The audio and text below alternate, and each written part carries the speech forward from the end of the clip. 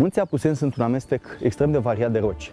Aici, de exemplu, la Mărășel găsim granite, motiv pentru care unele zone pot fi extrem de abrupte, cum este zona asta de etaj de amestec de rășinoase. Dar în Apuseni găsiți și calcare, găsiți și șisturi cristaline și de asta varietatea reliefului este mare și puteți vedea foarte multe locuri spectaculoase. Ce frumos! Se aud 1000 de păsări cântând. Nu cred că este luna mai frumoasă decât luna aprilie să vii să admiri natura la ea acasă.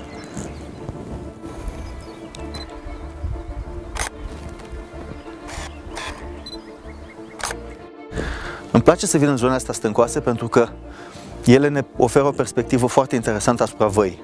Și de fapt, ce aș vrea să vă arăt pe valea asta este că în zona de jos de vale sunt câteva locuri cu poieni unde se poate pășuna, după care urmează versați împăduriți, care sunt destul de inaccesibili, uneori chiar cu stânci, dar sus de tot, roată, dacă vă uitați împrejur, o să vedeți locuri de pășunat, o să vedeți această zonă de platou, care este foarte, foarte ofertantă pentru crescători de animale. De ce? Pentru că este această altitudine redusă. Aici nu sare altitudinea de 1300-1400 de metri. Și asta e o chestie foarte, foarte mișto. Nu se compară cu orientale sau cu meridionale, unde ai ajuns la pădure, gata, s-a terminat. Nu mai poți să mai exploatezi terenul vreun fel.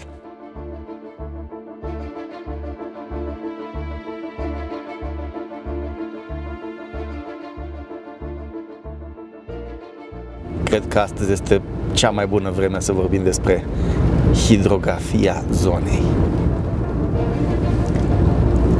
Dacă vii în Apuseni și nu plouă, înseamnă că s-a întâmplat ceva, înseamnă că e, nu știu, e o calamitate. Asta e, ăștia-s Munții Apuseni. Când te bucuri de ciupești, te bucuri de merișoare, te bucuri de afine sau de un lapte bun, trebuie să-ți asumi că s-ar putea să te plouă mai mult decât îți dorești. Și pentru că este așa frumos și cald afară, precum puteți observa, ne-am hotărât să vedem o cascadă frumoasă care iese din gura unei peșteri.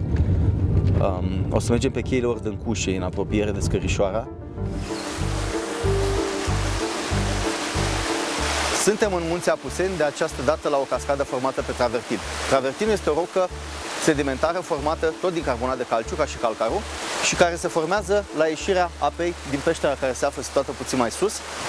Și pe această cascadă puteți să vedeți câteva etaje de cristalizare.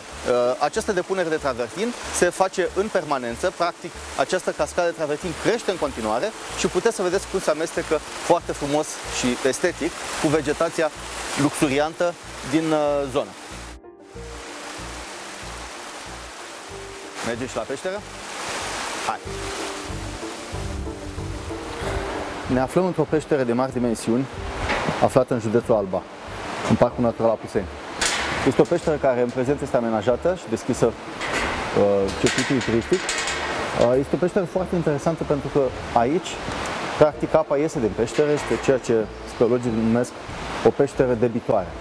Sub Munții Apuseni se află niște imensi bureți, niște calcare care se comportă ca niște bureți, ca niște acvifere și care înmagazinează apă. Și din apa asta, o parte iese din munte la suprafață, sub forma izvoarelor, a refulgențelor karstice, a izbucurilor, adică a izvoarelor cu debit intermitent. Peștera are un tavan aflat la înălțime destul de mare și pe tavanul respectiv, datorită existenței unui clopot de aer cald, se află o colonie de hibernare, o colonie de lilieci și una din speciile de lilieci de aici este o specie destul de rară, motiv pentru care sectorul de sus al galeriei a fost închis și nu mai poate fi vizitat de către public.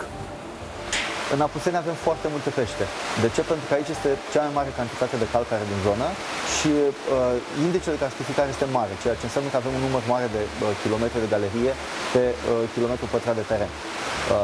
Sunt peșteri frumoase, unele sunt extrem de bine concreționate, sunt peșteri superbe, sunt peșteri protejate, altele sunt interesante din punct de vedere morfologic, adică au o formă deosebită, au o structură deosebită sau uneori sunt chiar străpungeri, ceea ce înseamnă că traversează complet dintr-un loc în altul. Sunt celebrele peșteri cu două intrări, intri într-o parte, ieși în cealaltă.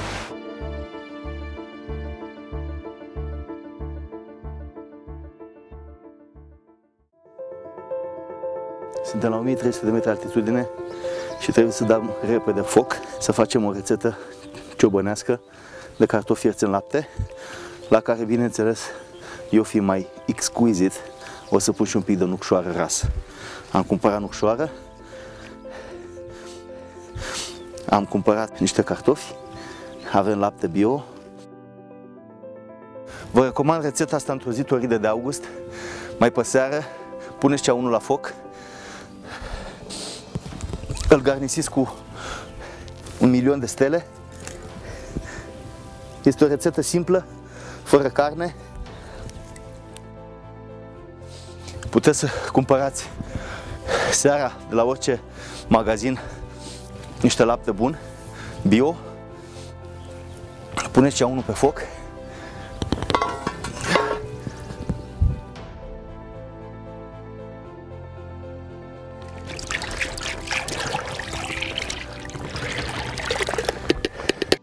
Important, dacă mergeți la munte cu copii, lăsați-le plăcerea de a arunca ei cartofi în lapte. Este o plăcere de care eu încă mă mai bucur, pentru că eu încă sunt copil.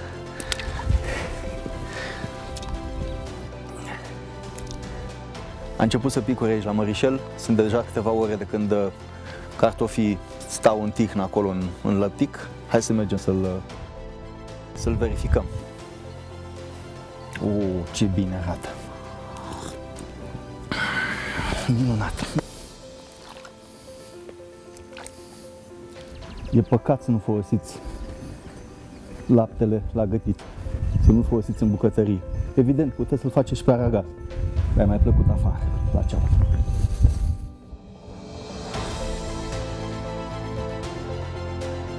Am descălțat. Masa!